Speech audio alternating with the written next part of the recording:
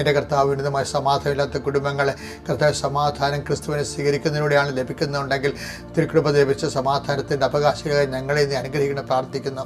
എൻ്റെ കർത്താവിന് ഉന്നതമായ നാമത്തിൽ സഭയുടെ അധികാരത്തിൽ കുരിശിൻ്റെ അടയാളത്തിൽ ഇന്ന് ഓരോ വിഷയം തുടങ്ങി വെക്കുന്നവരെ ആശീർവദിക്കണമേ. ഇന്ന് ഓരോ വിഷയം അവസാനിപ്പിക്കുന്നവരെ ആശീർവദിക്കണമേ. എല്ലാം ദൈവത്തെ അവസാനിപ്പിക്കുവാനും ഞങ്ങളുടെ സുവിശേഷത്തിൻ്റെ നീതി ഉപകരണങ്ങളുമാക്കി പ്രാർത്ഥിക്കുന്നു.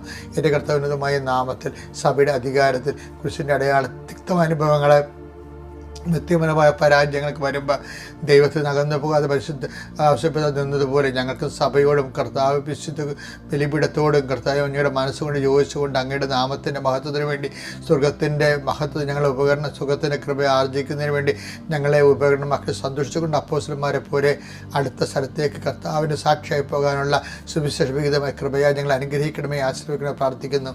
എൻ്റെ കർത്താവിൻ്റെ ഉന്നതമായ നാമത്തിൽ സഭയുടെ അധികാരത്തിൽ കുരിശിൻ്റെ അടയാളത്തിൽ മാരകരോഗ തീരാവ്യാധികൾ, ജീവിത ദുരിതങ്ങൾ, ഇന്ന് ഘട്ടങ്ങളിരിക്കുന്ന വ്യക്തികളാൽ യേശുവിൻ്റെ നാമത്തെ ആശ്വസിപ്പിക്കപ്പെടുകയും ഈ പ്രാർത്ഥനയുടെ ശക്തിയാൽ എന്ത് തരത്തിലുള്ള വേദനയാണോ, എന്ത് തരത്തിലുള്ള അനുഗ്രഹമാണോ, എന്ത് തരത്തിലുള്ള ദൈവിക ഇടപെടലാണോ ഇന്ന് നിനക്ക് ആവശ്യമുള്ളത് അത് നൽകുന്നതിന് കൃപാസ്ഥാനത്താറെ ജീവനുടെ പ്രത്യക്ഷ പരിശുദ്ധ അമ്മയും ഇന്ന് തിരുനാൾ ആഘോഷിക്കുന്ന ഔഷധപിതാവിൻ്റെ സാന്നിധ്യവും നിൻ്റെ ജീവിതത്തെ ധന്യമാക്കട്ടെ, നിൻ്റെ ജീവിതത്തെ ആശീർവദിക്കട്ടെ, നിനക്കുവേണ്ടി മധ്യസ്ഥം വഹിക്കട്ടെ.